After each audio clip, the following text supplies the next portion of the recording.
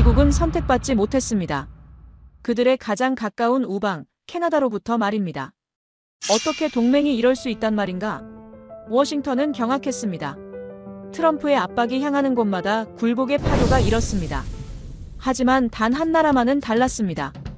오히려 더욱 당당한 목소리를 냈죠. 그리고 미국이 비워가는 그 자리를 조용히 채워넣는 나라가 있었습니다. 캐나다가 60조 원을 들고 손을 내민 곳, 바로 대한민국입니다. 딱 1초만요. 좋아요와 구독 꾹 부탁드립니다. 60조 원, 제 화면에 떠오른 숫자였습니다.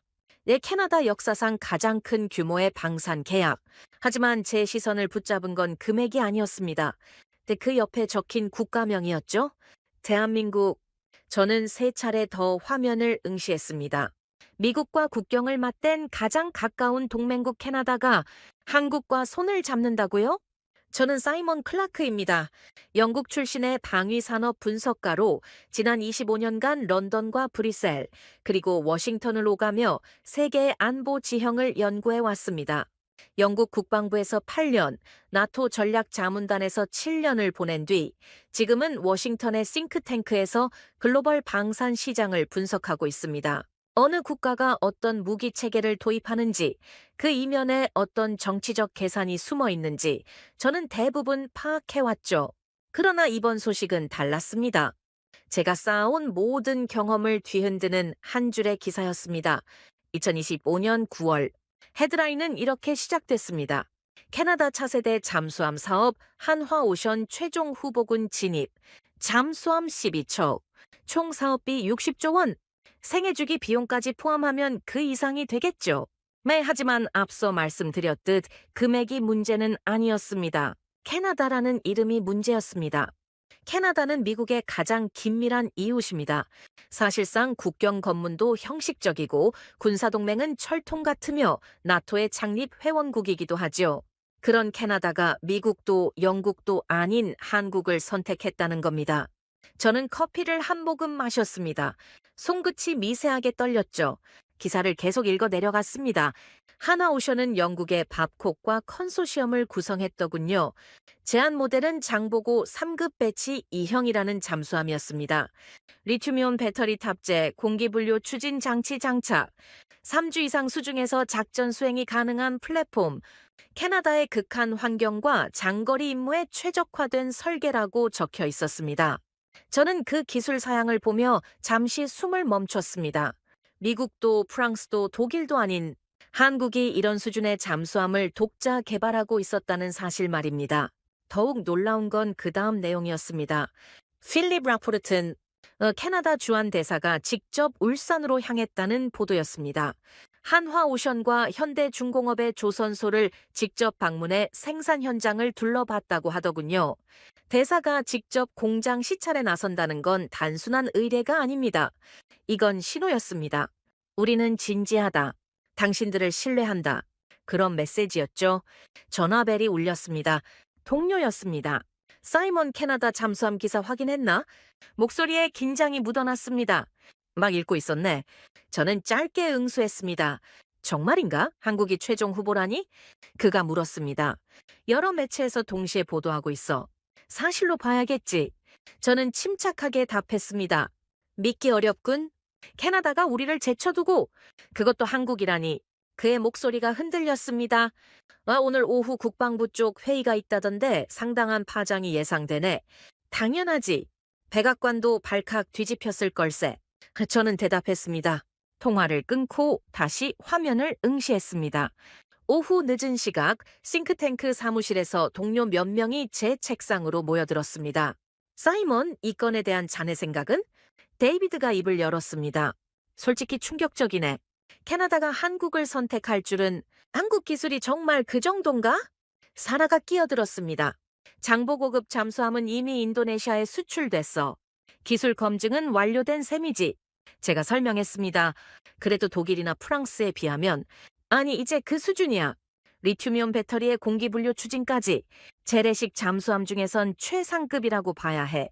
그럼 우리가 패배한 건가? 데이비드가 비아냥거리듯 물었습니다. 우린 제안조차 하지 않았잖아. 캐나다가 30년 넘은 구형 잠수함을 운용하는 걸 뻔히 알면서도 사라가 차분히 지적했습니다. 침묵이 흘렀습니다. 저는 그날 저녁 들은 이야기를 떠올렸습니다. 국방부 회의에 참석했던 인사가 전하더군요. 트럼프가 격분했다고 하네. 캐나다가 왜 우리에게 오지 않았느냐고. 하지만 정작 워싱턴은 캐나다에게 어떤 대안도 제시하지 않았습니다. 당연히 미국을 선택할 거라고 믿었던 거죠. 저는 책상에 기댄 차에 눈을 감았습니다. 생각이 복잡했습니다. 제가 알던 세계에서 캐나다는 늘 미국의 그림자 안에 있었습니다. 군사적으로도 경제적으로도 말입니다. 네, 그런데 이제 그들이 한국을 선택했다? 이건 단순한 무기 거래가 아니었습니다. 동맹 구조의 균열이었습니다. 아니, 어쩌면 세계 질서의 이동이었죠? 저는 다시 기사를 열었습니다. 나 이번엔 한화오션을 검색했습니다. 울산. 그 지명조차 낯설게 느껴졌습니다. 하지만 자료를 확인하니 그곳은 세계 최대 규모의 조선소 중 하나였습니다. 연간 수십 척의 선박을 건조하는 거점이었죠. 그리고 잠수함. 한국은 이미 자국 해군을 위해 10척 이상의 잠수함을 건조해 왔더군요. 장보고급이라는 명칭으로 말입니다. 인도네시아 역시 한국제 잠수함을 도입했습니다. 이미 수출 실적까지 확보한 상태였죠? 저는 데이터를 보며 긴 한숨을 내쉬었습니다. 이게 어떻게 가능한 일인가? 중얼거렸습니다. 10년 전만 해도 한국은 조선 강국이긴 했으나 잠수함은 별개의 영역이었습니다. 독일, 프랑스, 러시아, 미국, 더 이들 국가가 독점하던 시장이었죠. 그런데 이제 한국이 그 테이블에 앉아 있었습니다. 아니, 앉아 있는 수준이 아니었습니다. 최종 후보로 선정됐죠. 저는 경쟁사 목록을 확인했습니다. 독일의 TKMS, 세계적 잠수함 제조사였습니다. 한화오션과 TKMS, 이 두 기업이 최종 후보였습니다. 미국 기업은 없었습니다. 저는 그 사실을 마주하며 뭔가 무너지는 소리를 들었습니다. 워싱턴에서 일하는 사람으로서 이건 충격이었습니다. 우리의 가장 가까운 동맹이 우리를 배제한 채 선택을 내리고 있었던 겁니다. 창밖을 바라봤습니다. 워싱턴의 가을 하늘이 푸르렀습니다. 하지만 제 마음속은 온통 회색빛이었습니다. 그날 저녁 집에 돌아와서도 뉴스를 계속 찾아봤습니다. 캐나다 언론들도 본격적으로 보도하기 시작했더군요. 한국의 기술력, 캐나다 해군의 미래를 책임질 수 있을까? 한화오션 북극 작전 가능한 잠수함 제시, 밥콕과의 파트너십으로 현지화 전략 강화. 기사마다 한국의 기술 역량을 언급했습니다. 비판적 시각도 있었으나 대체로 긍정적이었습니다. 저는 소파에 앉아 노트북을 무릎에 올렸습니다. 손가락이 키보드 위에서 멈췄죠. 뭔가 기록해야 할 것 같았습니다. 분석가로서 이 상황을 정리할 필요가 있었습니다. 하지만 어디서부터 시작해야 할지 막막했습니다. 이건 단순한 수주 뉴스가 아니었습니다. 세계의 판이 움직이고 있었습니다. 미국 중심의 동맹 체계가 흔들리고 있었죠. 그리고 그 중심에 한국이 서 있었습니다. 저는 책상 서랍을 열었습니다. 오래된 보고서 한 부를 꺼냈죠. 2015년 작성한 글로벌 방산 시장 분석 보고서였습니다. 그 보고서에서 저는 이렇게 썼습니다. 한국은 빠르게 성장하고 있으나 첨단 방산 기술 분야에서는 여전히 서방 기술에 의존적이다. 10년 전 제 판단이었습니다. 저는 그 문장을 보며 쓴웃음을 지었습니다. 완전히 빗나갔더군요. 한국은 의존하지 않았습니다. 독자 개발에 성공했습니다. 그리고 이제 세계가 그들의 기술을 원하고 있었습니다. 저는 그날 밤 잠을 이루지 못했습니다. 머릿속에서 한 질문이 계속 맴돌았습니다. 왜 캐나다는 그리고 왜 지금 한국을 택한 것일까? 다음 날 아침 저는 결심했습니다. 이 질문에 대한 답을 찾아야겠다고, 직접 발로 뛰며 현장을 보고 사람들을 만나야겠다고, 한국이 무엇을 가졌기에 세계가 그들을 선택하는지 그 이유를 밝혀내야겠다고. 그렇게 제 여정은 시작됐습니다. 저는 그날 처음으로 인정했습니다. 한국이 진정한 강국이 되어버렸다는 사실을 말입니다. 그리고 이제 세계는 그들을 중심으로 다시 재편되고 있었습니다. 답을 찾기 위해 캐나다 정부 웹사이트를 뒤지기 시작했습니다. 그리고 발견했죠. 2024년 캐나다 한국 행동 계획이라는 문서였습니다. 처음엔 평범한 외교 문서인 줄 알았습니다. 하지만 내용을 읽는 순간 제 손이 멈췄습니다. 에너지 협력, 천연가스 공급 확대, 석유 공동 개발, 히토류 자원 협력, 북극 항로 공동 개발, 그리고 마지막 항목 방위산업 전략적 파트너십. 저는 화면을 뚫어지게 바라봤습니다. 이건 단순한 잠수함 구매가 아니었습니다. 캐나다가 한국에게 모든 문을 열어주고 있었던 겁니다. 자원도 항로도 기술도 말입니다. 저는 추가 자료를 검색했습니다. 캐나다는 세계 4위 석유 생산국입니다.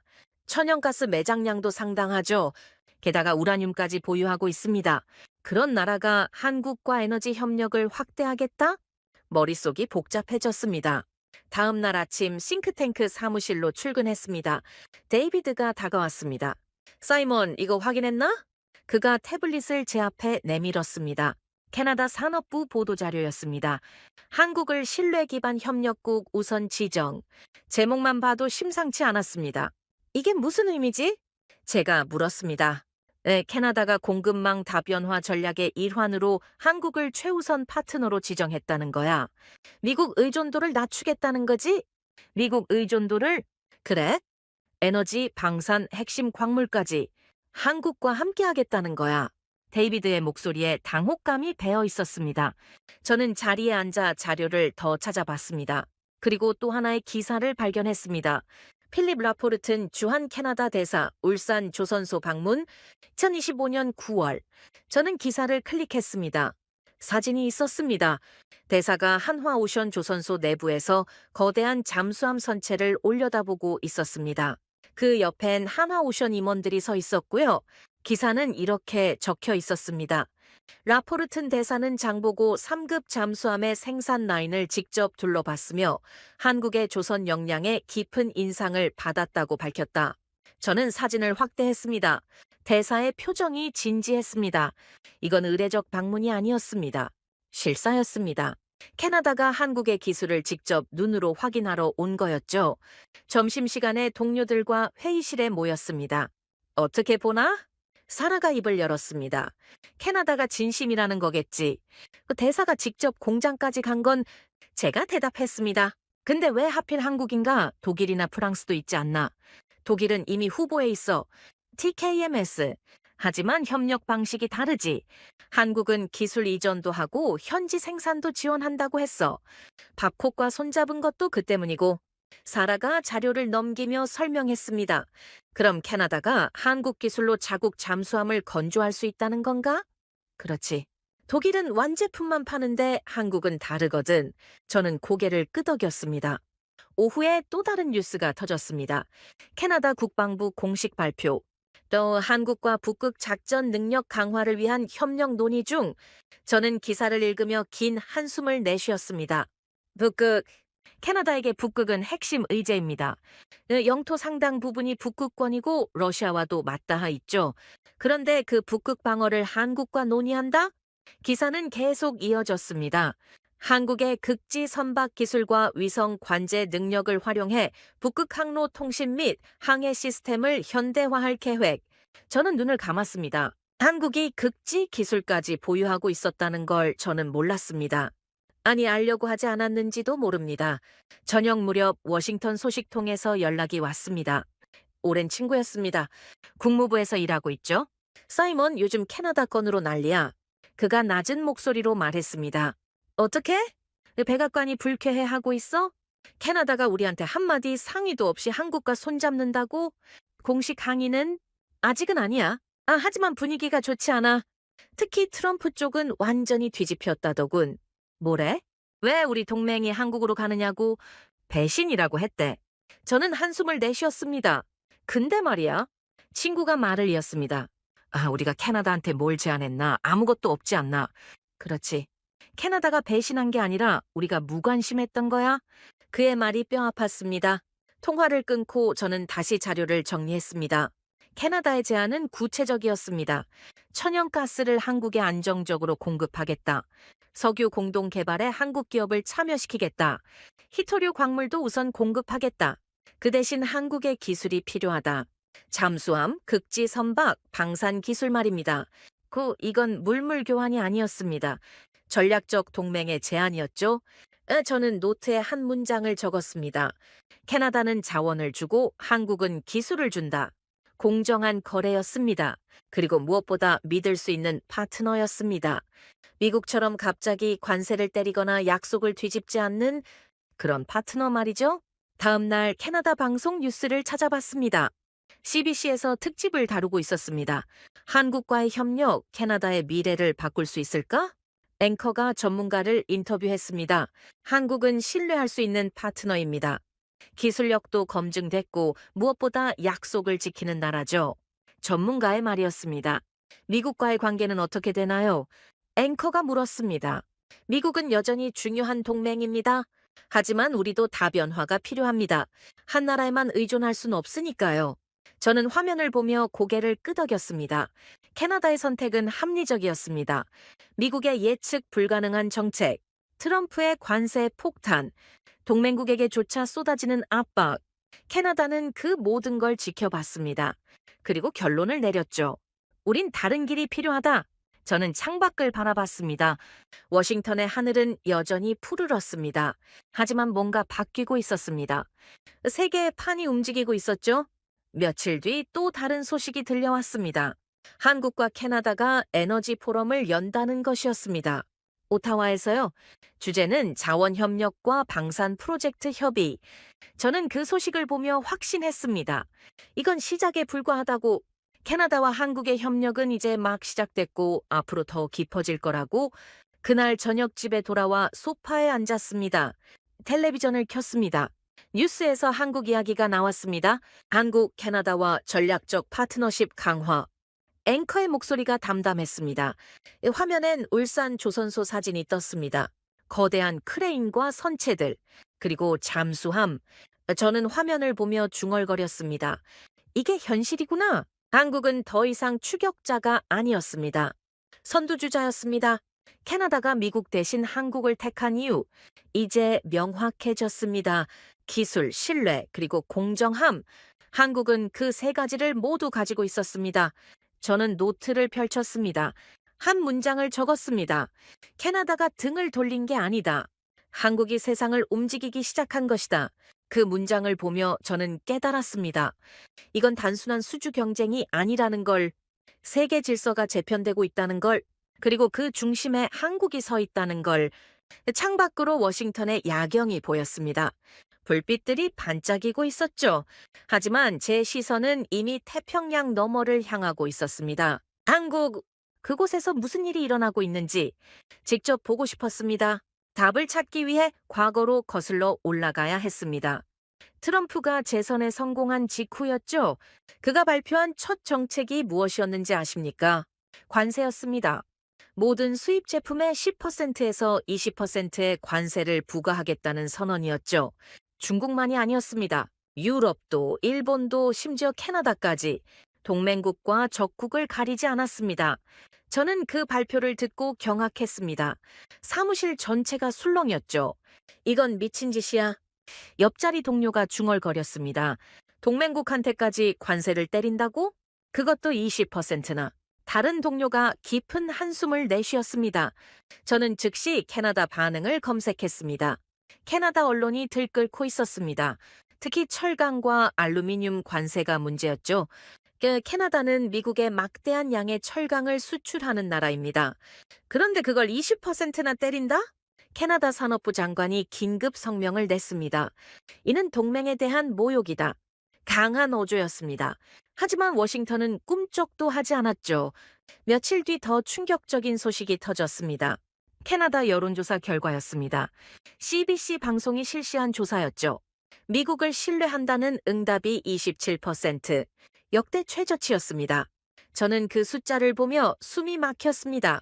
10명 중 8명이 미국을 신뢰하지 않는다는 뜻이었습니다. 우리의 가장 가까운 이웃이 가장 오래된 동맹이 말이죠. 저는 캐나다 방송을 찾아봤습니다. 토론 프로그램이 진행되고 있었습니다. 우리는 언제까지 워싱턴의 눈치를 봐야 합니까? 진행자가 던진 질문이었습니다. 미국은 이제 예측할 수 없는 나라가 됐습니다. 오늘 동맹이라고 해도 내일은 적이 될 수 있죠. 패널의 답변이었습니다. 그럼 대안이 있습니까? 있습니다. 우리는 다른 파트너를 찾아야 합니다. 신뢰할 수 있는 나라들과 손잡아야 해요. 저는 화면을 보며 고개를 저었습니다. 이건 심각한 문제였습니다. 그런데 더 충격적인 건 따로 있었습니다. 한국이었습니다. 같은 시기 트럼프는 한국에도 압박을 가하고 있었습니다. 3,500억 달러. 미국 내 추가 투자를 요구한 금액이었죠. 투자하지 않으면 25% 관세를 부과하겠다. 노골적인 협박이었습니다. 저는 한국 정부의 반응을 지켜봤습니다. 그리고 놀랐죠. 한국은 거절했습니다. 명확하게. 전문직 비자 제도가 해결되지 않으면 무리한 투자는 어렵다. 한국 총리의 발언이었습니다. 저는 그 뉴스를 보며 커피 잔을 내려놨습니다. 한국이 미국한테 조건을 내걸었다고? 동료가 놀란 목소리로 물었습니다. 그래? 비자 문제 해결이 선결 조건이래. 대담한데? 트럼프가 가만히 있을까? 가만히 있지 않겠지. 하지만 한국은 버티고 있어. 저는 답했습니다. 실제로 한국은 버텼습니다. 몇 주가 지나도 입장을 바꾸지 않았죠. 그러는 사이 한국 언론은 침착했습니다. 데이비드가 입을 열었습니다. 한국 정부가 생각보다 전략적이야. 사나가 고개를 끄덕였습니다. 트럼프의 압박에 굴복하지 않은 유일한 나라야. 다른 나라들은 다 눈치 보고 있는데 제가 덧붙였습니다. 그때 저는 깨달았습니다. 캐나다가 왜 한국을 택했는지 신뢰 때문이었습니다. 미국은 약속을 뒤집었습니다. 오늘 동맹이라고 했다가 내일 관세를 때렸죠. 하지만 한국은 달랐습니다. 원칙을 지켰습니다. 압박에도 흔들리지 않았습니다. 그게 캐나다가 본 한국이었습니다. 하지만 신뢰만으로는 부족했습니다. 기술이 뒷받침되어야 했죠. 그리고 한국은 그것도 가지고 있었습니다. 저는 반도체 시장 자료를 펼쳤습니다. 삼성전자, 2나노 반도체 양산에 성공했다는 뉴스였습니다. 웨이퍼 한 장 가격이 2만 달러, 경쟁사는 대만의 TSMC였습니다. TSMC는 3만 달러를 고수하고 있었죠. 30%나 차이가 났습니다. 삼성이 가격 경쟁력까지 갖췄네. 동료가 자료를 보며 말했습니다. 가격만이 아니야. 성능도 검증됐어. 엔비디아가 삼성과 협력하기로 했다던데? 엔비디아가 젠슨 황 회장이 직접 방한했어. 인공지능 반도체 협력 논의했다고. 저는 그 소식을 듣고 고개를 저었습니다. 엔비디아는 세계 최고의 인공지능 칩 회사입니다. 그런 회사가 한국을 찾았다는 건 한국 기술을 인정했다는 뜻이었죠. 이게 끝이 아니야.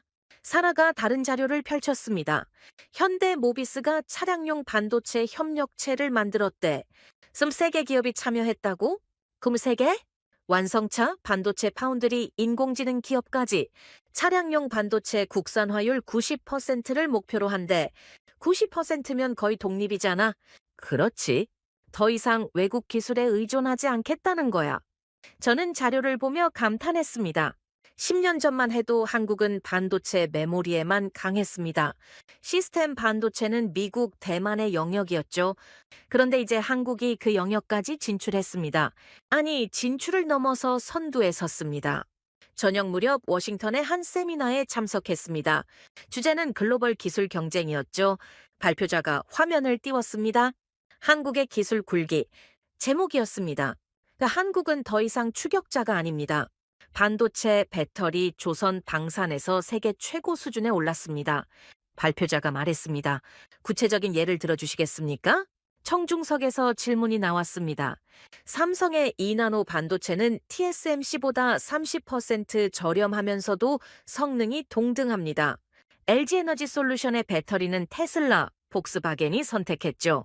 한화오션의 잠수함은 캐나다가 검토 중입니다. 발표자의 대답이었습니다. 저는 고개를 끄덕였습니다. 모두 사실이었습니다. 그럼 미국은 어떻게 대응해야 합니까? 또 다른 질문이 나왔습니다. 협력해야 합니다. 경쟁만으로는 부족합니다. 한국은 이미 우리와 대등한 파트너가 됐습니다. 발표자의 말에 청중석이 술렁이었습니다. 세미나가 끝나고 복돼서 발표자를 만났습니다. 인상적인 발표였습니다. 제가 말했습니다. 감사합니다. 사이먼 클라크 씨 맞죠? 글로벌 디펜스 인사이트에서 일하신다고 들었습니다. 맞습니다. 요즘 한국을 연구하고 있습니다. 적절한 타이밍이네요. 한국은 지금 가장 주목해야 할 나라입니다. 캐나다가 한국을 택한 이유를 분석 중입니다. 간단합니다. 신뢰와 기술이죠. 미국은 둘 다 잃었고 한국은 둘 다 가졌습니다. 그의 말이 뼈 아팠습니다. 집으로 돌아오는 길에 라디오를 켰습니다. 경제 뉴스가 흘러나왔습니다. 캐나다 산업부 한국을 신뢰 기반 협력국 우선 지정, 앵커의 목소리였습니다. 미국 의존형 경제에서 벗어나 한국, 일본과 공급망을 다변화하겠다는 계획입니다. 저는 긴 한숨을 내쉬었습니다. 미국 의존형 경제 탈피. 캐나다가 공개적으로 그런 말을 한다는 게 믿기지 않았습니다. 하지만 이해는 됐습니다. 트럼프의 관세 폭탄을 맞고도 가만히 있으란 법은 없으니까요. 집에 도착해서 소파에 앉았습니다. 노트북을 열어 정리를 시작했습니다. 캐나다가 한국을 택한 이유? 첫째, 신뢰. 미국은 예측 불가능했습니다. 오늘 친구, 내일 적. 하지만 한국은 일관적이었습니다. 약속을 지켰고 원칙을 고수했습니다. 둘째, 기술. 한국의 기술은 이미 세계 최고 수준이었습니다. 반도체, 배터리, 잠수함, 극지 선박. 캐나다가 필요로 하는 모든 걸 한국이 가지고 있었습니다. 셋째, 공정함. 한국은 일방적으로 요구하지 않았습니다. 자원과 기술을 교환하는 공정한 거래를 제안했죠. 캐나다는 석유와 가스를 주고 한국은 기술을 줬습니다. 서로에게 이익이 되는 관계였습니다. 저는 노트에 한 문장을 적었습니다. 캐나다가 택한 건 미국이 아니라 미래였다. 창밖을 봤습니다. 워싱턴의 밤이 깊어가고 있었습니다. 불빛들이 반짝였지만 어딘가 쓸쓸해 보였습니다. 저는 문득 깨달았습니다. 우리가 잃어버린 건 기술이 아니라 신뢰였다는 걸. 트럼프의 관세 폭탄은 돈 문제가 아니었습니다. 믿음의 문제였죠. 동맹국들이 미국을 더 이상 믿지 못하게 만든 것. 그게 진짜 문제였습니다. 그리고 한국은 그 빈자리를 채웠습니다. 조용히, 그러나 확실하게. 저는 노트를 덮었습니다. 이제 답은 명확했습니다. 캐나다가 한국을 택한 건 배신이 아니었습니다. 생존이었습니다. 그리고 한국은 그 선택을 받을 자격이 있었습니다. 기술로, 신뢰로, 공정함으로. 저는 눈을 감았습니다. 그 머릿속에서 한 장면이 떠올랐습니다. 필립 라포르튼 대사가 울산 조선소에서 장보고 잠수함을 올려다보는 모습. 그 눈빛엔 확신이 있었습니다. 이 나라와 함께라면 괜찮을 거야. 그런 확신 말이죠. 저는 소파에서 일어났습니다. 이제 다음 질문으로 넘어가야 했습니다. 미국은 어떻게 반응할 것인가? 트럼프는 이 상황을 그냥 두고 볼까? 아니면 방역을 시작할까? 그 답을 찾기 위해 저는 내일 또 다른 자료를 뒤져야 했습니다. 하지만 한 가지는 확실했습니다. 세계는 이미 변하기 시작했고 그 변화를 막을 순 없다는 것. 한국은 더 이상 약소국이 아니었습니다. 강국이었습니다. 그리고 세계가 그 사실을 인정하기 시작했습니다. 트럼프가 돌아온 뒤 워싱턴의 공기가 달라졌습니다. 긴장감이었죠. 아니, 공포에 가까웠습니다. 백악관에서 연일 쏟아지는 관세 발표에 모두가 숨죽이고 있었습니다. 9월 국무부 비공식 모임에 초대받았습니다. 오랜 친구가 주선한 자리였죠. 참석자는 15명 정도? 국무부, 국방부, 상무부 관계자들이었습니다. 회의실 문을 닫자 한 고위 관계자가 입을 열었습니다. 솔직히 말하겠습니다. 지금 상황은 심각합니다. 그의 목소리가 무겁게 가라앉았습니다. 트럼프 대통령의 관세 정책이 동맹 체제를 파괴하고 있습니다. 구체적으로 어느 정도입니까? 누군가 물었습니다. 캐나다는 이미 등을 돌렸습니다. 한국과 전략적 파트너십을 강화하고 있죠. 유럽연합은 반발하고 있고 일본은 눈치만 보고 있습니다. 저는 조용히 듣고 있었습니다. 한국 거는 어떻게 됐습니까? 제가 물었습니다. 3,500억 달러 투자 요구는 사실상 무산됐습니다. 한국 정부가 거절했고 우리 법원까지 관세의 법적 근거를 부정했으니까요. 백악관 반응은요? 격노했습니다. 특히 한국이 버티는 걸 보고 그가 말을 멈췄습니다. 뭐라고 했습니까? 한국이 우리를 무시한다고 했습니다. 회의실이 조용해졌습니다. 저는 긴 한숨을 내쉬었습니다. 무시가 아니었습니다. 한국은 정당한 요구를 한 것뿐이었죠. 비자 문제 해결 없이 무리한 투자는 할 수 없다고 원칙이었습니다. 일본은 어떻습니까? 다른 참석자가 물었습니다. 조용합니다. 너무 조용해서 오히려 걱정입니다. 무슨 뜻입니까? 일본은 공개적으로 반발하지 않습니다. 하지만 뒤에서는 다른 옵션을 찾고 있을 겁니다. 한국처럼요? 그럴 가능성이 높습니다. 저는 메모를 했습니다. 동맹국들이 하나둘 미국을 의심하기 시작했다는 뜻이었습니다. 회의가 끝나고 복도에서 국무부 친구를 붙잡았습니다. 실제로 얼마나 심각해? 제가 조용히 물었습니다. 사이먼, 솔직히 말할게. 지금 동맹 체제가 무너지고 있어. 그의 표정이 어두웠습니다. 그 정도야? 캐나다는 이미 갔어. 유럽은 우리를 믿지 않고 일본은 표정 관리만 하고 있고 한국은 당당하게 거절했잖아. 트럼프가 너무 밀어붙인 거지. 밀어붙인 정도가 아니야. 협박했어. 동맹국한테. 그가 깊은 한숨을 내쉬었습니다. 그래서 결과가 이거야. 다들 도망가고 있어. 저는 사무실로 돌아왔습니다. 동료들이 모여서 뉴스를 보고 있었습니다. 국제언론 특집이었습니다. 화면에 가디언 헤드라인이 떴습니다. 트럼프의 관세 폭탄, 동맹국과의 관계를 폭파하다. 그 다음은 이코노미스트였습니다. 한국의 침묵은 저항의 언어였다. CNN도 보도했습니다. 미국의 친구들이 등을 돌리고 있다? 저는 화면을 보며 입술을 깨물었습니다. 세계 언론이 일제히 같은 메시지를 보내고 있었습니다. 미국이 동맹을 잃고 있다고? 이거 정말 큰일인데? 데이비드가 중얼거렸습니다. CNN까지 이렇게 쓴다는 건 미국 언론도 문제를 인식하고 있다는 거지. 사라가 말했습니다. 저는 자료를 더 찾아봤습니다. 유럽 반응도 심상치 않았습니다. 독일 총리가 기자회견에서 말했더군요. 우리는 미국과의 관계를 소중히 여기지만 일방적인 압박은 받아들일 수 없습니다. 프랑스 외교부 장관도 비슷한 입장이었습니다. 동맹은 상호 존중에 기반해야 합니다. 모두 조심스러운 표현이었지만 메시지는 분명했습니다. 더 이상 미국 말만 듣지 않겠다.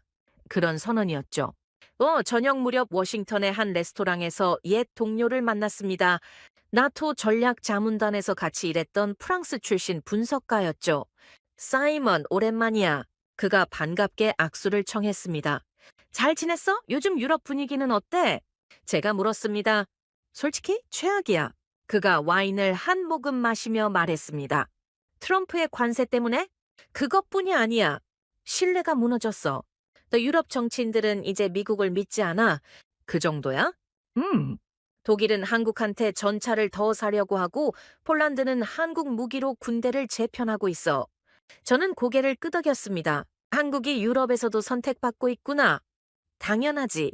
한국은 약속을 지키거든. 미국처럼 오늘 말 바꾸고 내일 관세 때리고 그런 거 안 해. 그의 말이 뼈 아팠습니다. 유럽이 미국을 떠날 것 같아? 떠나진 않을 거야. 나토는 여전히 중요하니까. 하지만 거리는 두기 시작했어. 거리? 미국만 의존하지 않겠다는 거지. 다른 파트너를 찾고 있어. 한국, 일본 그런 나라들 말이야. 동맹이 흔들리고 있었습니다. 겉으로는 유지되지만 속으로는 균열이 생기고 있었죠. 며칠 뒤 싱크탱크에서 긴급 세미나가 열렸습니다. 주제는 미국 동맹 체제의 미래였습니다. 강당이 가득 찼습니다. 모두 불안해하고 있었죠. 첫 발표자가 무대에 올랐습니다. 트럼프 행정부의 관세 정책은 2차 세계대전 이후 구축된 동맹 체제에 심각한 타격을 주고 있습니다. 화면에 그래프가 떴습니다.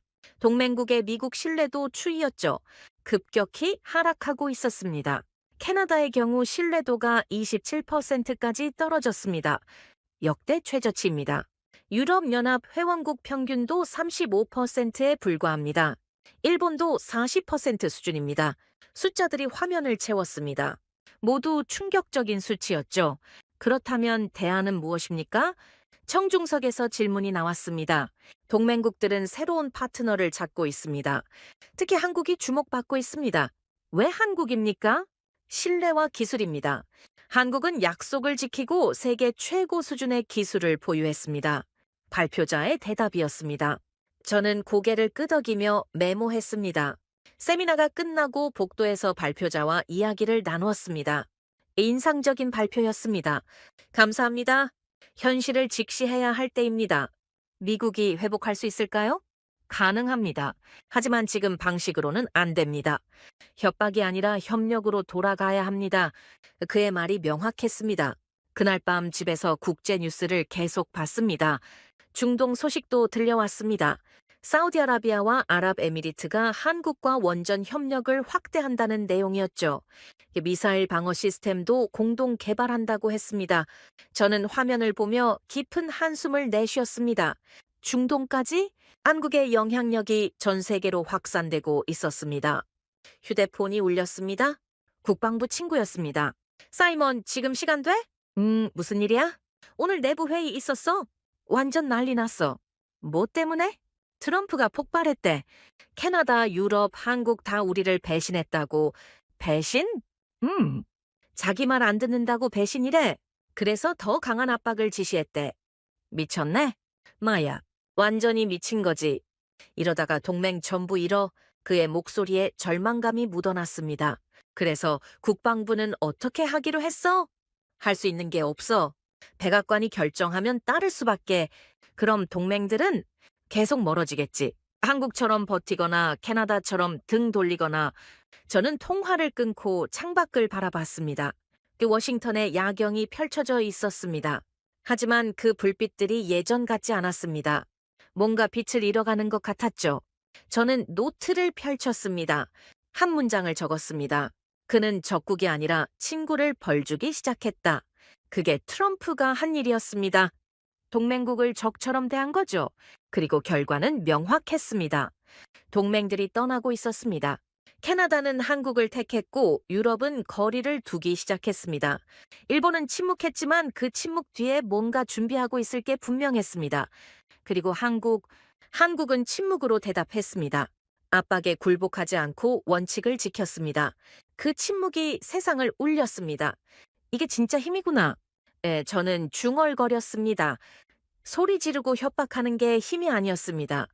조용히 버티고 원칙을 지키는 게 진짜 힘이었죠. 한국은 그걸 보여줬습니다.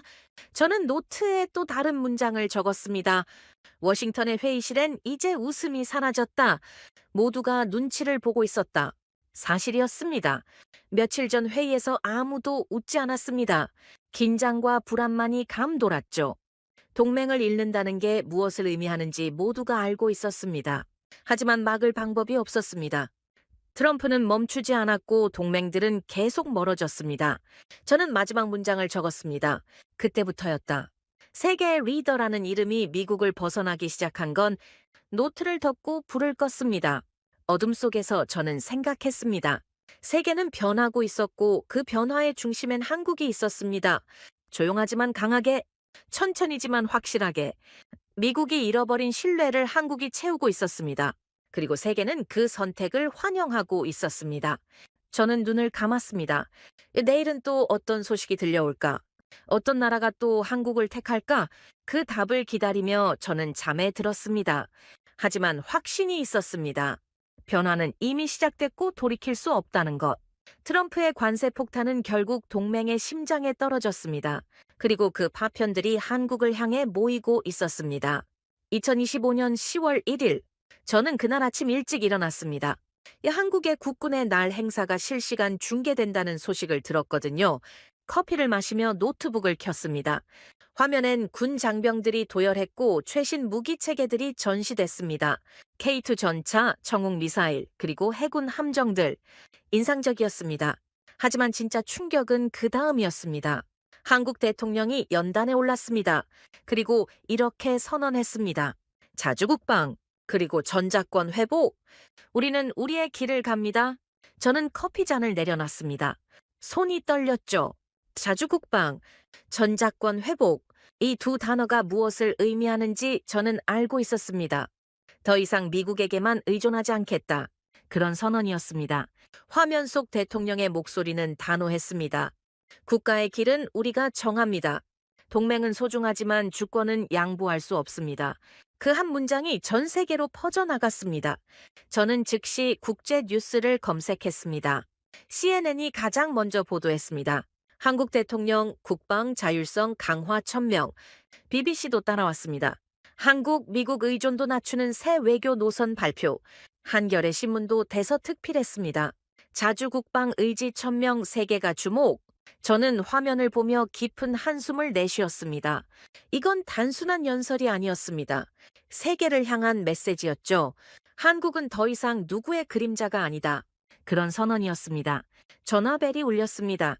데이비드였습니다. 사이먼 한국 대통령 연설 봤나? 지금 보고 있네? 이거 완전 선전포고 아냐, 미국한테. 선전포고는 아니지. 독립선언이야. 제가 대답했습니다. 무슨 차이야? 큰 차이지. 한국은 미국과 싸우려는 게 아니야. 그냥 자기 길을 가겠다는 거야.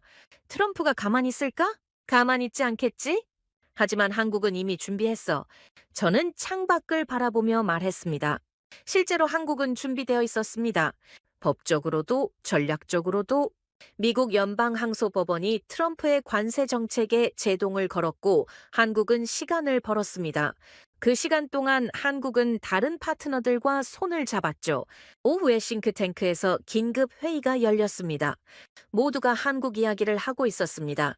이거 심각한 거 아니야? 누군가 물었습니다. 어떤 면에서 한국이 우리한테 등 돌리는 거잖아. 등 돌리는 게 아니라 독립하는 거지. 차이가 있어. 사라가 설명했습니다. 무슨 차이야? 등 돌리면 관계가 끊기는 거고 독립은 관계를 재정의하는 거야. 한국은 아직 동맹이라고 하잖아. 하지만 전자권 회복은 자기 군대를 자기가 지휘하겠다는 거지. 당연한 얘기 아냐? 사라의 말에 모두가 침묵했습니다. 저는 자료를 펼쳤습니다. 여기 봐. 캐나다 반응. 화면에 캐나다 외교부 성명이 떴습니다. 한국의 원칙 있는 외교에 공감한다. 짧지만 명확한 메시지였습니다. 캐나다가 한국 편을 들었네. 데이비드가 중얼거렸습니다. 당연하지.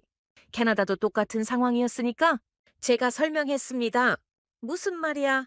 트럼프의 관세 폭탄. 캐나다도 맞았잖아. 그래서 한국 입장이 이해되는 거지. 실제로 캐나다는 한국과의 협력 속도를 높이고 있었습니다. 같은 날 오후 캐나다 산업부가 발표했습니다. 한국과 자원 및 방산 협력 가속화, 구체적 프로젝트 일정도 공개됐습니다. 잠수함 프로젝트는 물론이고 북극 항로 공동 개발, 에너지 협력까지 모든 게 빠르게 진행되고 있었습니다. 저는 일본 반응도 찾아봤습니다. 하지만 일본은 조용했습니다. 공식 논평도 성명도 없었죠. 저는 일본 언론을 뒤졌습니다. 니케이 아시아에 짧은 기사가 하나 있었습니다. 한국의 자주 국방 선언, 일본 정부 신중한 입장. 신중하다. 그게 전부였습니다. 저는 쓴웃음을 지었습니다. 네, 한국은 당당히 선언했고 캐나다는 환영했는데 일본은 눈치만 보고 있었습니다. 며칠 뒤 워싱턴 포스트에 칼럼이 하나 실렸습니다. 제목이 인상적이었습니다. 한국의 침묵은 저항의 언어였다. 저는 칼럼을 읽었습니다. 한국은 트럼프의 압박에 소리 높여 반발하지 않았다. 대신 조용히 버텼다. 법적 절차를 기다렸고 원칙을 지켰다. 그리고 결국 이겼다. 정확한 분석이었습니다. 한국은 싸우지 않았습니다. 그냥 버텼습니다. 그리고 그 버팀이 승리였죠. 저는 동료에게 칼럼을 보냈습니다. 이거 읽어봐. 한국 전략 정확히 분석했어. 봤어? 인상적이더라. 데이비드가 답장을 보냈습니다. 일본이랑 완전 대조적이야. 일본은 뭐 하는 거야? 눈치 보는 거지. 트럼프 화나게 하기 싫어서 그래서 아무것도 못하는 거네. 응. 소극 외교라고 해야 하나. 저는 깊은 한숨을 내쉬었습니다. 일본의 태도가 아쉬웠습니다. 경제 대국이고 미국의 핵심 동맹인데도 목소리를 내지 못하고 있었습니다. 반면 한국은 달랐습니다. 크기는 작지만 목소리는 컸습니다. 원칙이 있었고 그 원칙을 지켰습니다. 저녁에 집으로 돌아오는 길에 라디오를 켰습니다. 국제 뉴스가 흘러나왔습니다. 캐나다와 한국 에너지 및 방산 협력 본격화. 앵커의 목소리였습니다. 양국은 석유, 천연가스, 잠수함, 북극 항로 등 전방위 협력을 추진하고 있습니다. 저는 핸들을 잡은 채 고개를 끄덕였습니다. 한국의 원칙이 통했습니다. 트럼프의 압박을 버텼고 결과적으로 더 많은 파트너를 얻었습니다. 캐나다가 대표적이었죠. 집에 도착해서 소파에 앉았습니다. 노트를 펼쳤습니다. 한 문장을 적었습니다. 한국 총리의 목소리는 단호했다. 비자가 해결되지 않으면 투자는 없다. 그건 거절이 아니라 선언이었다. 그 다음 문장을 적었습니다. 국군의 날, 대통령은 하늘을 향해 외쳤다. 자주국방, 전자권 회복, 그 말에 세계가 조용해졌다. 마지막 문장을 적었습니다. 일본은 침묵했고 캐나다는 미소 지었다. 두 동맹의 다른 표정이 모든 걸 말해줬다. 저는 노트를 덮었습니다. 창밖으로 워싱턴의 야경이 보였습니다. 불빛들이 여전히 반짝이고 있었죠. 하지만 저는 알고 있었습니다. 세계의 중심이 조금씩 이동하고 있다는 것을, 미국에서 다른 곳으로, 그리고 그 다른 곳 중 하나가 한국이라는 것을. 저는 눈을 감았습니다. 한국의 전략이 명확해졌습니다. 소리 지르지 않기, 조용히 버티기, 원칙 지키기, 그리고 결과로 보여주기. 그게 한국의 방식이었습니다. 트럼프는 소리를 질렀습니다. 관세로 협박했습니다. 하지만 한국은 움직이지 않았습니다. 그리고 결국 흔들린 건 미국이었습니다. 동맹들이 하나둘 거리를 두기 시작했고 캐나다는 한국을 택했습니다. 일본은 눈치만 보고 있었고 유럽은 다른 옵션을 찾고 있었습니다. 저는 소파에서 일어났습니다. 냉장고에서 물을 꺼내 마셨습니다. 목이 말랐습니다. 하지만 갈증보다 더 큰 건 궁금증이었습니다. 한국이 어떻게 이렇게 변했을까? 10년 전만 해도 눈치 보던 나라가 이제는 당당히 자기 목소리를 내고 있었습니다. 그 비결이 궁금했습니다. 저는 다시 노트북을 열었습니다. 한국에 대해 더 알아야 했습니다. 기술만이 아니라 전략도, 외교만이 아니라 철학도, 그래야 이 변화를 제대로 이해할 수 있을 것 같았습니다. 화면에 한국 관련 기사들이 떴습니다. 저는 하나씩 읽어 내려가기 시작했습니다. 그리고 확신했습니다. 한국은 이제 더 이상 작은 나라가 아닌 세계가 주목하는, 세계가 선택하는, 세계가 따라가는 나라라고 말입니다. 캐나다와 한국의 협력 자료를 보는 순간 저는 의문이 들었습니다. 왜 캐나다는 한국을 택했을까? 잠수함만이 아니었습니다. 자료를 펼치자 엄청난 양의 협력 분야가 나열되어 있었죠. 에너지, 방산, 자원, 북극 항로, 그리고 그 모든 걸 가능하게 하는 기술들. 저는 하나씩 파헤치기 시작했습니다. 첫 번째는 배터리였습니다. 캐나다는 광활한 땅덩어리를 가진 나라입니다. 전기차 시대의 배터리는 필수였죠. 저는 LG 에너지 솔루션을 검색했습니다. 세계 2위 배터리 제조사, 테슬라, 폭스바겐, 현대차에 배터리를 공급하고 있었습니다. 그런데 놀라운 건 따로 있었습니다. 캐나다 정부가 LG 에너지 솔루션과 배터리 공장 건설을 논의 중이라는 소식이었죠. 배터리 공장을 캐나다에? 저는 중얼거렸습니다. 기사를 읽어 내려갔습니다. 캐나다는 리튬, 코발트, 니켈 같은 핵심 광물을 보유하고 있었습니다. 한국은 세계 최고 수준의 배터리 기술을 가지고 있었고요. 완벽한 조합이었습니다. 캐나다는 원료를 제공하고 한국은 기술을 제공하는, 그렇게 만들어진 배터리가 북미 시장을 공략하는 거였죠. 저는 동료에게 전화를 걸었습니다. 데이비드, LG 에너지 솔루션이 캐나다에 공장 짓는 거 알아? 봤어. 완전 윈윈이던데? 그렇지? 캐나다는 광물 있고 한국은 기술 있고. 근데 배터리만이 아니야. 방산도 봐. 데이비드가 말했습니다. 저는 즉시 검색했습니다. K2전자. 한국의 주력 전차였습니다. 그런데 놀랍게도 폴란드가 이미 수백 대를 구매했더군요. 2022년부터 시작된 계약이었습니다. 저는 폴란드 국방부 발표문을 찾았습니다. K2는 독일 전차보다 빠르고 가격도 합리적이며 무엇보다 신속하게 납품된다. 신속한 납품. 그게 핵심이었습니다. 독일은 주문받고 3년을 기다려야 했습니다. 한국은 1년 만에 납품했죠. 그리고 지금 노르웨이도 K2를 검토하고 있었습니다. 방산에서도 한국이 유럽을 먹고 있네? 저는 메모했습니다. 캐나다도 당연히 주목했을 겁니다. 만약 육군 장비가 필요하다면 한국이 답이었으니까요. 저는 세 번째 분야를 펼쳤습니다. 원전. 한국은 이미 아랍에미리트에 원전을 수출했습니다. 바라카 원전이었죠. 2020년 가동을 시작했고 현재 4기가 모두 완공됐습니다. 저는 아랍에미리트 정부 평가를 찾았습니다. 정시 완공, 예산 준수, 안정적 운영. 완벽한 평가였습니다. 그리고 지금 사우디아라비아도 한국형 원전을 검토하고 있었습니다. 캐나다는 원전 강국이었습니다. 하지만 신형 원전 기술에서는 한국이 앞서 있었죠. 특히 소형 모듈 원전 기술. 저는 캐나다와 한국이 소형 원전 공동 개발을 논의 중이라는 기사를 발견했습니다. 에너지도 한국이구나. 저는 고개를 끄덕였습니다. 그리고 마지막, 조선업이었습니다. 이건 정말 충격적이었죠. 네, 저는 미국 해군 자료를 뒤졌습니다. 그리고 발견했습니다. 미국 해군이 한국 조선소에 군함 수리를 맡기고 있다는 사실을. 미국 자체 조선소는 이미 포화 상태였습니다. 수리 대기 시간만 몇 년이었죠. 하지만 한국은 달랐습니다. 현대중공업, 한화오션, 삼성중공업, 세계 최대 규모의 조선소들이 울산과 거제에 있었습니다. 그리고 그들의 기술은 검증되어 있었죠. 저는 극지 선박 자료를 추가로 찾았습니다. 한국은 쉐빙 LNG 운반선을 세계 최초로 개발했습니다. 북극 항로를 다니는 선박이었죠. 영하 50도의 혹한에서도 얼음을 깨며 나아가는 배에 그게 한국 기술이었습니다. 캐나다가 주목할 수밖에 없었습니다. 북극 영토를 가진 나라로서 극지 기술은 필수였으니까요. 오후에 싱크탱크에서 회의가 있었습니다. 사이먼, 한국 기술 자료 정리 끝났나? 사라가 물었습니다. 응. 근데 정말 놀라워. 캐나다가 필요한 모든 기술을 한국이 가지고 있어.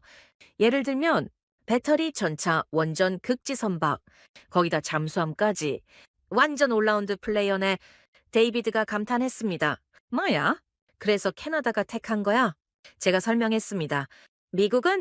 미국도 한국 조선소 쓰고 있어. 군함 수리 맡기고 있다고. 뭐, 진짜? 미국 조선소는 이미 포화 상태거든. 그래서 한국한테 맡기는 거지? 제 말에 회의실이 조용해졌습니다. 미국조차 한국 기술에 의존하고 있다는 사실이 충격적이었던 거죠. 저는 자료를 화면에 띄웠습니다. 여기 봐. LG 에너지 솔루션은 테슬라, 폭스바겐한테 배터리 공급하고 있어. K2 전차는 폴란드가 수백 대 샀고 노르웨이도 검토 중이야.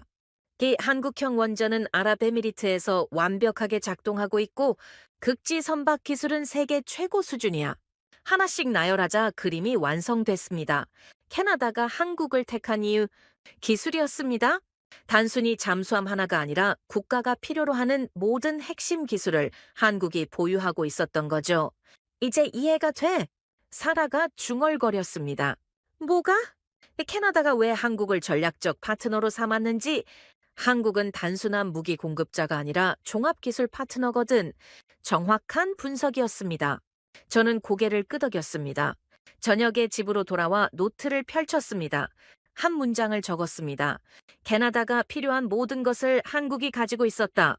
그 다음 문장을 적었습니다. 배터리로 미래를 달리고 전차로 땅을 지키고 원전으로 불을 밝히고 배로 바다를 열었다. 마지막 문장을 적었습니다. 미국조차 한국 조선소에 기대고 있었다. 이제 누가 누구를 필요로 하는지 명확해졌다. 저는 노트를 덮었습니다. 이제 캐나다의 선택이 완벽히 이해됐습니다. 한국은 특정 분야가 아니라 모든 분야에서 최고 수준이었습니다. 종합기술 강국, 그게 한국이었습니다. 그리고 그런 나라는 세계에 많지 않았죠.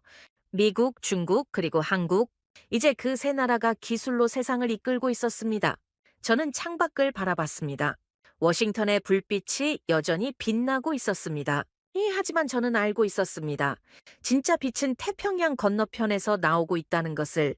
울산의 조선소에서, 평택의 반도체 공장에서, 오창의 배터리 공장에서. 그곳이 미래였습니다.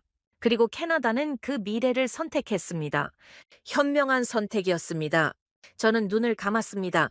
내일은 미국의 반응을 분석해야 했습니다. 동맹들이 하나씩 한국을 택하는 상황에서 워싱턴이 어떻게 움직일지. 그게 다음 이야기였습니다. 워싱턴은 조용했습니다. 아니, 조용한 척하고 있었습니다. 2025년 10월 중순, 한국이 캐나다, 유럽, 중동과 잇따라 협력을 확대하자 백악관 분위기가 얼어붙었습니다. 저는 국방부 친구에게서 전화를 받았습니다. 사이먼, 요즘 백악관 분위기 알아? 그의 목소리가 낮았습니다. 어떤데? 완전 얼음판이야. 캐나다, 독일까지 한국 쪽으로 가니까. 독일도? 응. K2 전차 추가 구매 확정했대. 폴란드도 더 사기로 했고. 저는 깊은 한숨을 내쉬었습니다. 유럽까지 움직이기 시작한 겁니다. 며칠 뒤 저는 워싱턴의 한 정책 포럼에 참석했습니다. 주제는 동맹 관계의 재편이었죠. 발표가 시작되자 화면에 세계 지도가 떴습니다. 빨간 선들이 미국에서 각국으로 뻗어 있었습니다. 동맹 네트워크였죠? 그런데 발표자가 클릭하자 일부 선이 회색으로 바뀌었습니다. 현재 미국 중심 동맹 체제에 균열이 생기고 있습니다. 발표자가 말했습니다. 캐나다는 한국과 전략적 파트너십을 맺었습니다. 독일과 폴란드는 한국 무기 체계로 전환 중입니다. 화면에 구체적인 수치가 떴습니다. 폴란드 K2 전차 구매 1차 180대, 2차 추가 협상 중, 노르웨이 K9 자주포 도입 검토, 독일 천공 미사일 방어 시스템 관심 표명. 저는 메모하며 고개를 저었습니다. 유럽 전체가 움직이고 있었습니다. 중동은 어떻습니까? 청중석에서 질문이 나왔습니다. 더 극적입니다. 사우디아라비아와 아랍에미리트가 한국과 원전 및 미사일 방어 시스템 공동 개발을 추진하고 있습니다. 미국 무기 대신? 정확히는 답 연화입니다. 미국만 의존하지 않겠다는 거죠. 발표자의 대답이 명확했습니다. 저는 중동 자료를 따로 찾아봤습니다. 아랍에미리트의 바라카 원전은 한국이 건설했습니다. 정시에 예산 내에서 완공됐죠. 그 성공 사례를 본 사우디아라비아가 한국형 원전을 검토하기 시작했습니다. 거기에 천국 미사일 방어 시스템까지 중동 전체가 한국 기술에 주목하고 있었습니다. 포럼이 끝나고 복도에서 국무부 관계자를 만났습니다. 이거 정말 심각한 거 아닙니까? 제가 물었습니다. 심각하죠? 지도 위에서 우리 동맹선이 하나씩 끊어지고 있어요. 백악관은 뭐라고 합니까? 트럼프는 배신이라고 합니다. 한국이 우리 기술을 훔쳤다고도 하고요. 훔쳤다고요? 말도 안 되는 소리죠? 한국은 스스로 개발했어요. 우리가 무시했을 뿐이고 그의 목소리에 자조가 섞여 있었습니다. 저는 사무실로 돌아와 미국 내 반응을 검색했습니다. 놀랍게도 내부에서 균열이 보이기 시작했습니다. 공화당 내부에서도 비판이 나오고 있었습니다. 더 힐이라는 매체에 실린 기사였죠. 트럼프식 동맹 정책 실패, 공화당 내 우려 확산. 민주당은 더 직설적이었습니다. 한국은 적이 아닌 모범이다. 한 민주당 의원의 발언이었습니다. 저는 동료들에게 자료를 공유했습니다. 봤어? 미국 내부도 갈라지고 있어? 데이비드가 말했습니다. 당연하지. 동맹을 잃는 게 보이는데 가만히 있을 수 없잖아. 사라가 대답했습니다. 문제는 트럼프가 안 바뀐다는 거야.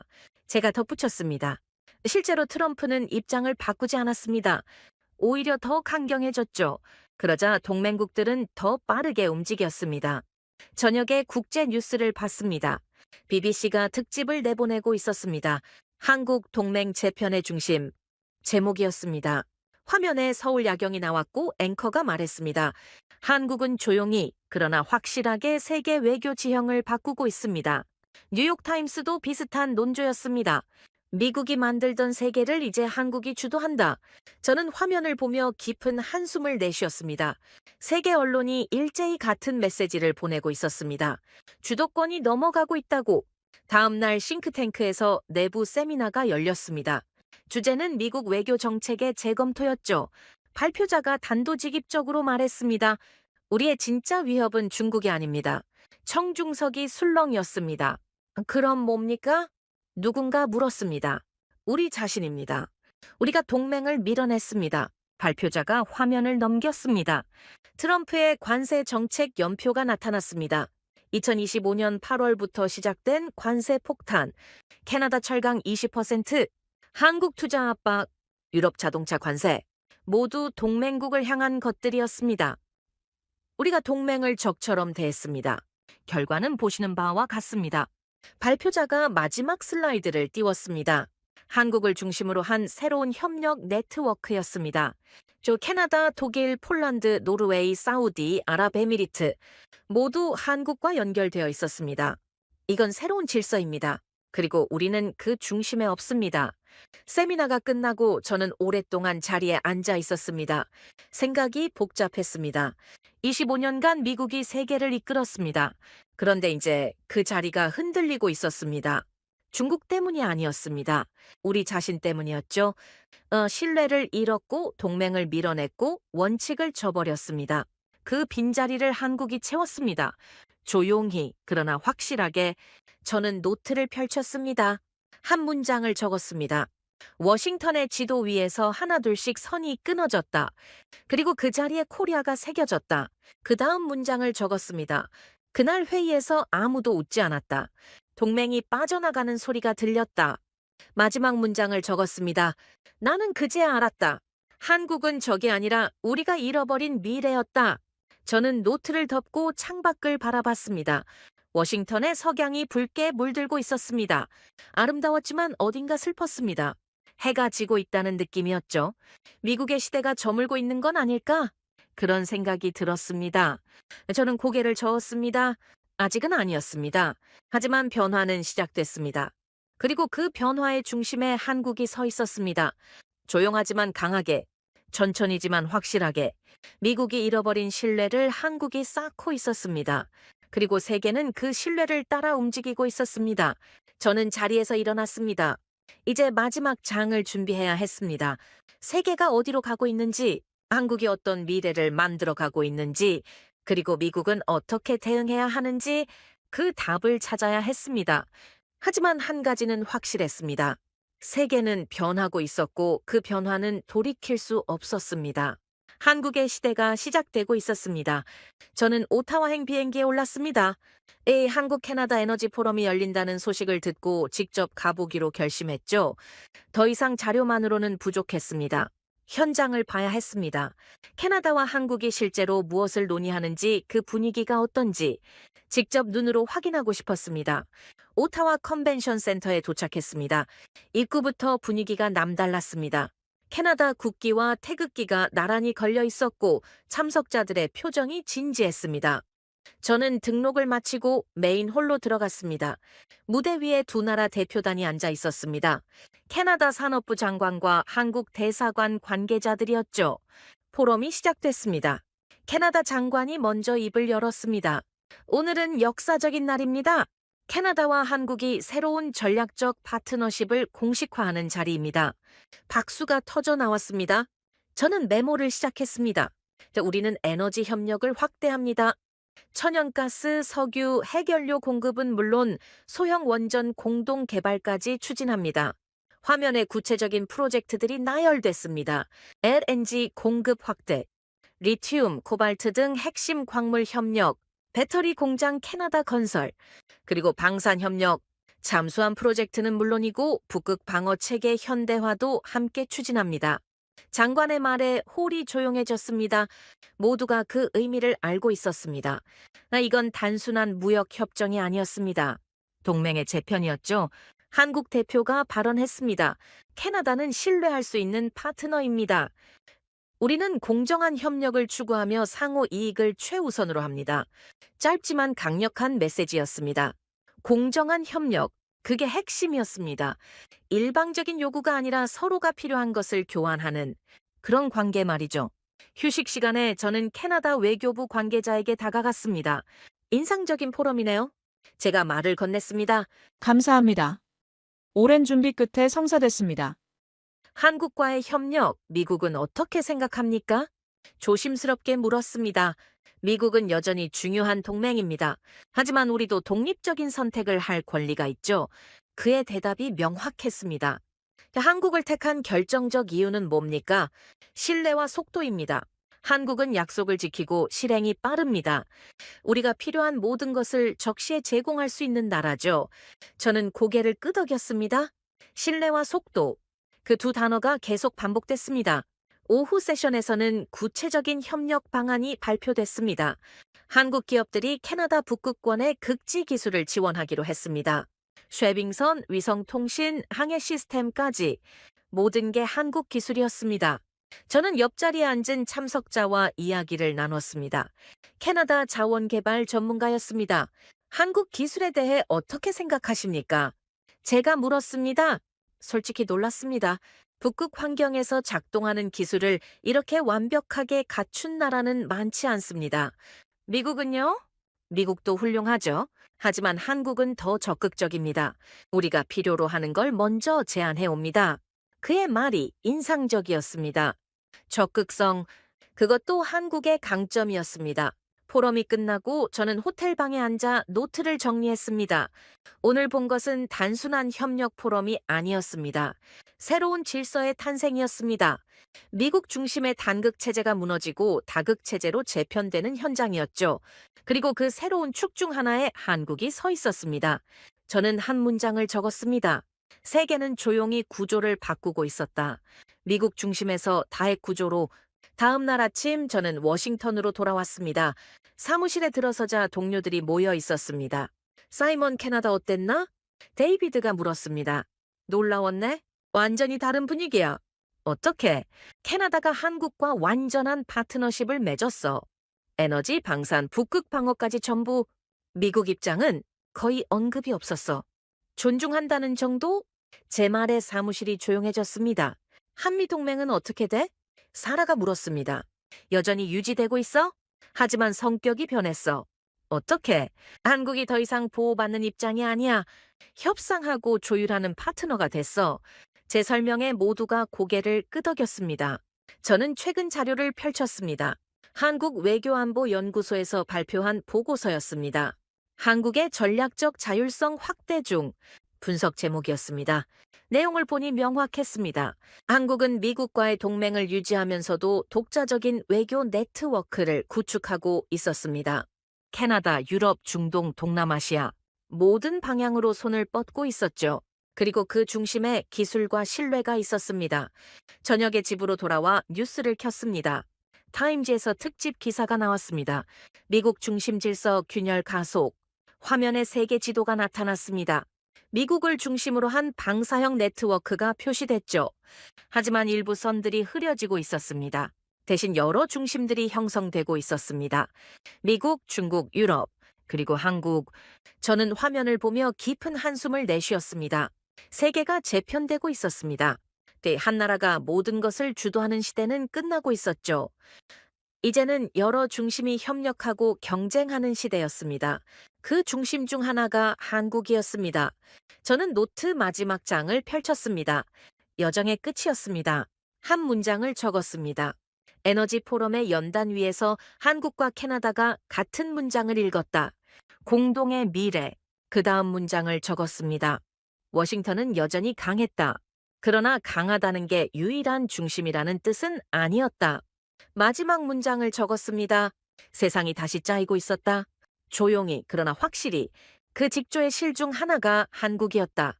저는 노트를 덮었습니다. 60조 원짜리 캐나다 잠수함 소식으로 시작된 제 여정이 끝났습니다. 그 과정에서 저는 많은 것을 배웠습니다. 한국이 어떻게 강국이 됐는지, 신뢰가 왜 무기보다 강한지, 기술이 어떻게 세상을 바꾸는지, 그리고 무엇보다 세계 질서가 영원하지 않다는 것을. 창밖을 바라봤습니다. 워싱턴의 밤하늘에 별들이 반짝이고 있었습니다. 아름다웠습니다. 하지만 저는 알고 있었습니다. 새로운 빛이 태평양 건너편에서 떠오르고 있다는 것을. 서울에서, 울산에서, 평택에서 한국이 만드는 빛이 세상을 비추기 시작했습니다. 저는 미소 지었습니다. 처음으로 진심으로. 변화가 두렵지 않았습니다. 오히려 기대됐습니다. 한국이 만들어갈 세상이 궁금했습니다. 신뢰와 기술로 쌓아 올릴 새로운 질서가. 저는 불을 껐습니다. 잠자리에 들며 생각했습니다. 한국은 나를 놀라게 한 나라가 아니었습니다. 나를 바꿔놓은 나라였습니다. 그리고 세계도 조용히 바뀌고 있었습니다. 한국을 중심으로 돌아가는 새로운 질서 속에서 말이죠. 한국은 더 이상 추격하는 나라가 아니었습니다. 신뢰와 기술로 세계를 이끄는 강국이었습니다. 캐나다가, 유럽이, 중동이 한국을 택한 이유. 그건 단순히 값이 싸서가 아니었습니다. 약속을 지키고 결과로 보여주고 공정하게 협력하는 나라였기 때문이죠. 세계는 조용히 변하고 있었습니다. 그 변화의 중심에 한국이 서 있었습니다. 대한민국의 부상과 세계 질서의 재편을 다룬 오늘의 이야기를 끝까지 함께 해주셔서 감사합니다. 지금까지 우인스의 수진이었습니다. 오늘도 끝까지 함께 해주셔서 정말 감사합니다. 수진이랑 우인스 다음에도 함께해요. 오늘도 행복한 하루 되세요. 사랑합니다. 우인스 우리들의 이야기 작은 꿈도 커지는 이